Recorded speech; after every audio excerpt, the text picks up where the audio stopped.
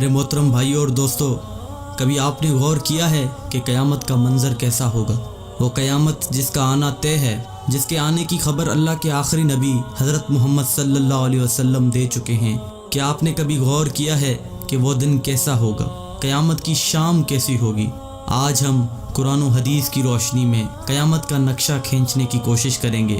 دعا ہے کہ اللہ ہمیں اس خوفناک دن کی تیاری کرنے کی توفیق دے۔ ایک ایسی ہی عام سی گرم دوپہر ہوگی یا پھر سرد دوپہر ہوگی، پتہ نہیں وہ گرمی کا تپتا ہوا سورج ہوگا یا سردی کا ٹھنڈا کپ کپاتا ہوا سورج ہوگا۔ شام حسب معمول ڈھلے گی اور دن کو الوداع کہے گی۔ دن اور رات حسب معمول یہ کہہ کر جدا ہوں گے کہ کل پھر ملیں گے۔ پرندے گھونسلوں کی طرف حسب دستور لوٹیں گے۔ تاجر اپنی ترتیب پر اپنے گھروں کو لوٹیں گے۔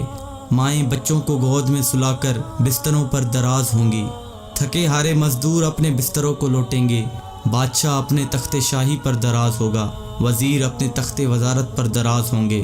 پولیس والے اپنی چوکیوں پر پہرا دیتے دیتے یہ سوچ کر اونگ رہے ہوں گے کہ کب صبح ہوگی اور میری ڈیوٹی تبدیل ہوگی اور دوسرا حوالدار آ کے ڈیوٹی دے گا۔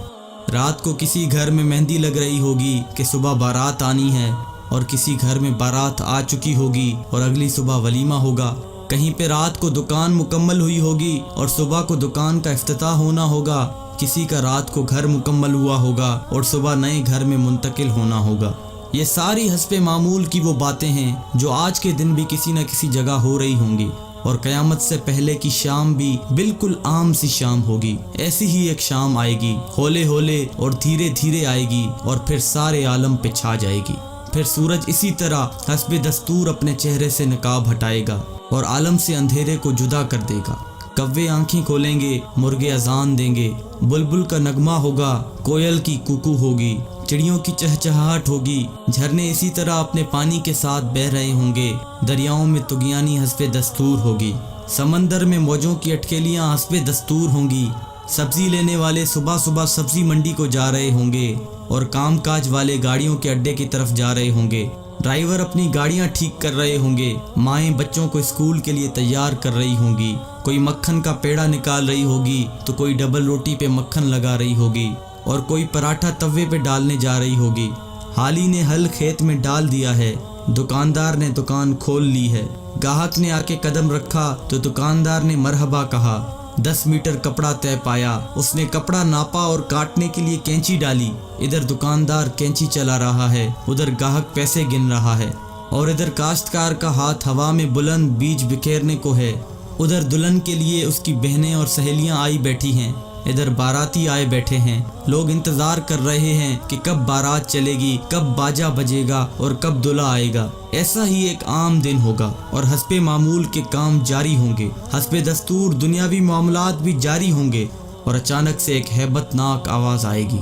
وہ آواز اتنی خوفناک ہوگی کہ اس آواز کو سن کر دکاندار کے ہاتھ سے کینچی گر جائے گی، گاہک کے ہاتھ سے پیسے گر جائیں گے، کاشتکار کے ہاتھ سے بیج گر جائے گا، دلہن کے گجرے ٹوٹ جائیں گے، مہندیاں گر جائیں گی، دلہن اپنی جان بچا کے بھاگے گی، دولہے کو اپنی بارات اور اپنی دلہن تک یاد نہ ہوگی، لڑکی والوں کو مہندی اور زیورات میں سجی ہوئی اپنی بیٹی یاد نہ ہوگی تو لڑکے والوں کو گھوڑے پہ چڑھتا ہوا دولہا بھول جائے گا، مراسیوں کو اپنے ڈھول بھول جائیں گے، سیاست دانوں کو اپنی سیاست یاد نہ ہوگی، حوالدار کو اپنا پہرا بھول جائے گا۔ وہ خوفناک آواز پورے جہاں کا کلیجہ چیر دے گی۔ انسان کا کلیجہ تو ہے ہی چھوٹا سا، قرآن کے مطابق وہ آواز اتنی ہیبت ناک ہوگی کہ اس آواز کو سن کر زمین و آسمان کے کلیجے پھٹ جائیں گے، پہاڑوں کے بہتے ہوئے چشمے خشک ہو جائیں گے، ماؤں کے ہاتھوں سے وہ نوالے گر جائیں گے جو وہ اپنے بچوں کو کھلا رہی ہوں گی۔ وہ ماں جو چند لمحے پہلے اپنے بچے کو اپنی چھاتی سے دودھ پلا رہی تھی اور میرا چاند کہہ کر اپنے بچے کا ماتھا اور گال چوم رہی تھی، وہی ماں اپنے بچے کو ایک ٹوکری کی طرح ہوا میں اچھال دے گی کہ یہ مرتا ہے تو مرے، میری جان بچ جائے۔ لیکن آج بچے تو کون بچے اللہ کے سوا؟ آج ہر شخص پر اتنا خوف طاری ہے کہ اسے بچوں کی پکار نہیں سنائی دے رہی۔ آج دھرتی پر مسلمان کوئی نہیں ہوگا۔ یہ اللہ کا شکر ہے کہ قیامت صرف کافروں کے لیے ہے، مسلمان کوئی نہیں ہوگا۔ اس دن انسان اپنے ہاتھوں سے بنے ہوئے گھروں کو گرتا دیکھے گا، سنگ مرمر کی اینٹوں کو ادھڑتا دیکھے گا، اپنے تخت کے پرزے پرزے ہوتا دیکھے گا، اپنے اسلحے کو بکھرتا دیکھے گا، اپنی طاقت کو ٹوٹتا دیکھے گا، اپنے جسم کو ساتھ چھوڑتا دیکھے گا، सूरत ये देखो, कोई आंख है तो देखे अल्लाह की बेनियाजी को। आज जिब्रील भी तड़प कर मर गया, आज मीकाइल भी चकरा कर गिर गया। आओ चश्मे तसव्वुर में इसराफील को भी गिरते देख लो, आज अर्श के फरिश्तों को भी गिरते देखो। अब एक अजीब मंजर है, एक हैबत है, एक सन्नाटा है, एक खौफ है, एक जलाल है। ऊपर अल्लाह है और नीचे इजराइल की टांगें बकरी के बच्चे की तरह कांप रही हैं। और अल्लाह शान बेनियाजी से कह रहा है, कौन बाकी? इसराइल कहेगा, या अल्लाह ऊपर तू बाकी, नीचे तेरा अब्द इजराइल बाकी। तो अल्लाह की हैबतनाक आवाज़ आएगी कि तू भी मर जा मेरे इसी अमर के साथ जिस अमर से मैंने तुझे पैदा किया। अल्लाह अकबर। कोई इजराइल को मरता देखे मगर कोई है नहीं जो देखे। फिर सबको मौत की वादी में धकेल कर अल्लाह कहेगा, है कोई मेरा शरीक तो सामने आए, है कोई मेरा शरीक तो सामने आए, है कोई मेरा शरीक तो सामने आए।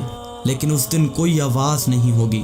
उस दिन तन्हो तन्हा अल्लाह की ज़ात बाकी होगी जो कि वहदहू ला शरीक है। मेरे भाइयों, ये है वो दिन जिसका आना तय है। ये है वो दिन जिसके लिए हम इस दुनिया में आए हैं। इस दिन कुछ बाकी ना होगा। इस दिन पूरा जहां टूट चुका होगा। मेरे भाइयों, इस टूट जाने वाले जहां से इबरत लो। अल्लाह के वास्ते इसका हिर्स छोड़ दो। इसके दीवाने ना बनो। इसके दीवाने के लिए जिल्लत के सिवा कुछ भी नहीं। साए के पीछे भागने वाले के लिए दीवार से टकराने के अलावा कुछ नहीं होता। रेत पे पानी तलाश करने वाले के लिए सिवाय प्यास के और कुछ नहीं होता।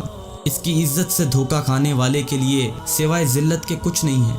इसकी जवानी पर इतराने वाले के लिए बुढ़ापे की खौफनाक आहें हैं, सिसकियां हैं। उस दिन का इंतज़ार करो जब बुढ़ापा इसकी जवानी को खा जाएगा। उस दिन का इंतज़ार करो जब इसकी औलाद भी कहेगी कि अम्मा मरती ही नहीं है, अब्बा मरता ही नहीं। दुआ करो अल्लाह वालिद साहब के लिए आसानी पैदा कर दे, यानी दूसरे लफ्ज़ों में मौत दे दे। जगह जी लगाने की दुनिया नहीं है, ये इबरत की जहाँ है, तमाशा नहीं है। जहाँ में है इबरत के हर सू नमूने, मगर तुझको